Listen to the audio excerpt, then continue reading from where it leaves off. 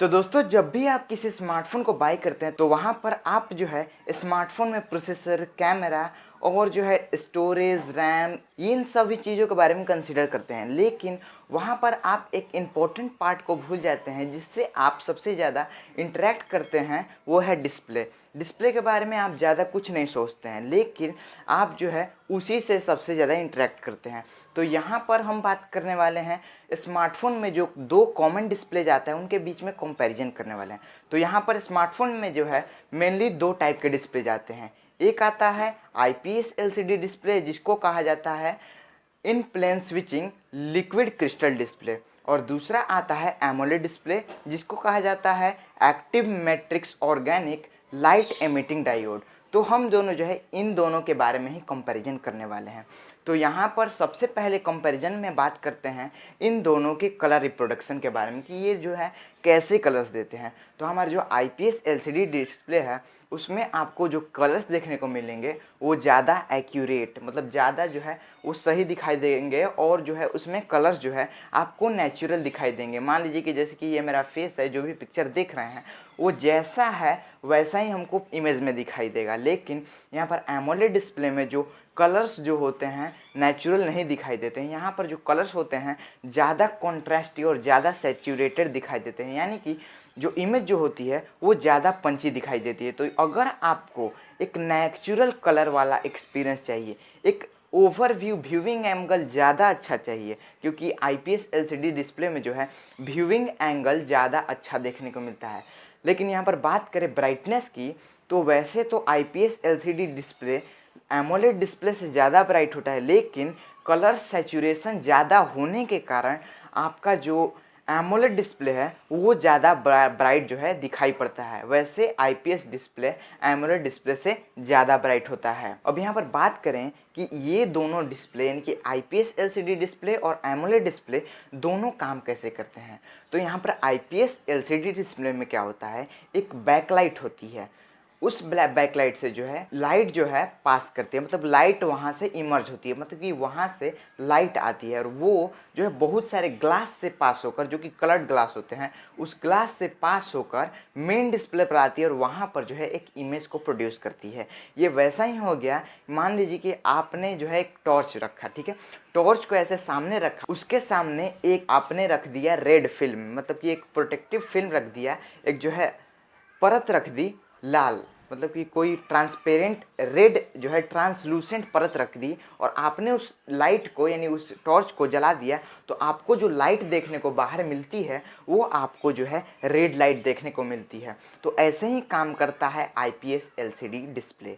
लेकिन यहाँ पर बात करें एमोलेड डिस्प्ले की, तो यहाँ पर एमोलेड डिस्प्ले जो है उसके पिक्सल्स होते हैं। पिक्सल्स क्या होते हैं, तो पिक्सल्स जो होता है एक यूनिट होता है। हर डिस्प्ले में जो है सबसे छोटा जो यूनिट होता है उसी को पिक्सल कहते हैं, और पिक्सल जो होता है पिक्सल पिक्सल को मिलाकर एक पूरी डिस्प्ले मिल जाती है। और उस एक पिक्सल में जो है 3 सब पिक्सल्स होते हैं, आरजीबी जिसको कहते हैं, यानी रेड ब्लू ग्रीन, जो कि हर एक पिक्सल जो है रेड कलर, ब्लू कलर और ग्रीन कलर को प्रोड्यूस करता है। यानी कि हर एक पिक्सल उन तीनों कलर से मिला के एक जो है दूसरा कलर भी प्रोड्यूस कर सकता है। तो यहाँ पर एमोलेड डिस्प्ले में क्या होता है कि हर एक छोटा से छोटा पिक्सल जो है वो अलग अलग डिफरेंट कलर्स को प्रोड्यूस करता है।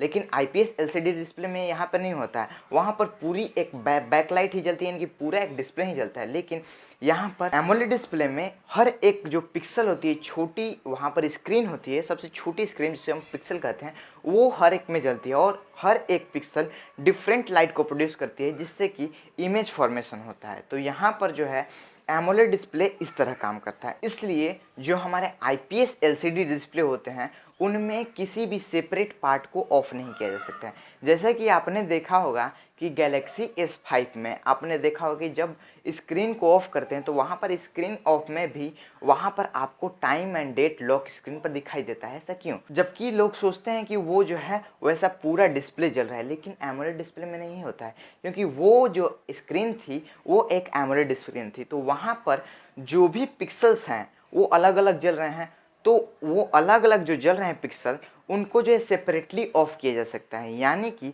वहाँ पर जो आपको टाइम एंड डेट दिखाई दे रहा है वो एक सेपरेट पिक्सल्स में दिखाई दे रहा है। मतलब कि जो वहाँ पे टाइम और डेट की जो पिक्सल्स हैं, यानी जो लाइट है, उतना ही जल रहा है, बाकी आपकी स्क्रीन नहीं जल रही है। जहाँ पर आपको टाइम एंड डेट दिखाई दे रहा है बस वहीं जल रहा है। लेकिन अगर वो IPS LCD डिस्प्ले होता और वहाँ पर जो है आपको स्क्रीन ऑफ यानी स्क्रीन लॉक टाइम ऑप्शन दिया रहता, तो वहाँ पर आपको जो है पूरी स्क्रीन को जलाना पड़ता। इससे क्या होता कि आपकी बैटरी की कंजप्शन ज़्यादा होती। इसीलिए जब हम किसी भी ब्लैक कलर को देखते हैं IPS और एमोलेड डिस्प्ले में, तो यहाँ पर जो ब्लैक कलर है, ब्लैक कलर के जो पिक्सल्स होते हैं वो पूरी तरह ऑफ हो जाते हैं और ब्लैक कलर हमें ज़्यादा दिखने को मिलता है एमोलेड डिस्प्ले में कंपेयर टू IPS डिस्प्ले। यानी कि IPS डिस्प्ले में वो जो पिक्सल्स होते हैं वो ऑफ नहीं होते हैं, वहाँ पर एक ब्लैक कलर ही ला दिया जाता है। लेकिन एमोलेड डिस्प्ले में जिस कलर को हमें ब्लैक दिखाना है, जिस पार्ट को ब्लैक दिखाना है, वहाँ के पिक्सल्स पूरी तरह ऑफ कर दिए जाते हैं। अब यहाँ पर बात करें एमोलेड डिस्प्ले और IPS डिस्प्ले में और ज़्यादा अंतर क्या है, मतलब कि ये जो टेक्नोलॉजी है एमोलेड डिस्प्ले, जो कि नई टेक्नोलॉजी है, इसमें और कुछ फ़ायदा है। तो हाँ, इसमें एक और फ़ायदा है कि एमोलेड जो भी स्क्रीन है वो फ्लेक्सिबल होते हैं और इसी के कारण जो भी फ्लिप करने वाले स्मार्टफोन, जो भी बेंड करने वाले स्मार्टफोन एमोलेड डिस्प्ले से ही बनाए जाते हैं। लेकिन IPS डिस्प्ले जो है फ्लेक्सिबल नहीं होता है, जिसके कारण IPS डिस्प्ले को जो है एक फ्लेक्सिबल स्मार्टफोन नहीं बनाया जा सकता, एक बेंड करने वाला स्मार्टफोन नहीं बनाया जा सकता। लेकिन यहाँ पर एमोलेड डिस्प्ले की जो टेक्नोलॉजी है वो IPS डिस्प्ले से ज़्यादा महंगी है और IPS डिस्प्ले की जो टेक्नोलॉजी है वो एमोलेड डिस्प्ले से सस्ती है। लेकिन यहाँ पर एक बात और ध्यान देने वाली है कि अगर एक किसी स्मार्टफोन में एमोलेड डिस्प्ले का यूज हो रहा है तो वो जो डिस्प्ले है वो जो ज़्यादा पतली होती है, यानी कि IPS डिस्प्ले जो है एमोलेड डिस्प्ले से ज़्यादा मोटी होती है और एमोलेड डिस्प्ले जो है IPS डिस्प्ले से बहुत ज़्यादा पतली होती है, जिसके कारण क्या होता है कि स्मार्टफोन में ज़्यादा हार्डवेयर को अच्छी तरह मेंटेन किया जा सकता है। तो दोस्तों आई थिंक आपको ये वीडियो अच्छा लगा होगा और आपने IPS और एमोलेड डिस्प्ले के बीच में एक क्लियर कंपैरिजन को समझ लिया होगा। तो अगर आपको ये वीडियो अच्छा लगे तो कर दीजिए इस वीडियो को लाइक और मेरे इस चैनल पर नए हैं तो कर दीजिए इस चैनल को सब्सक्राइब और बगल में दिए गए बेल आइकन को दबाना ना भूलें। अगर आप चाहें तो मुझे फेसबुक, इंस्टाग्राम या ट्विटर पर भी फॉलो कर सकते हैं। तो दोस्तों thanks for watching this video. जय हिंद, वंदे मातरम।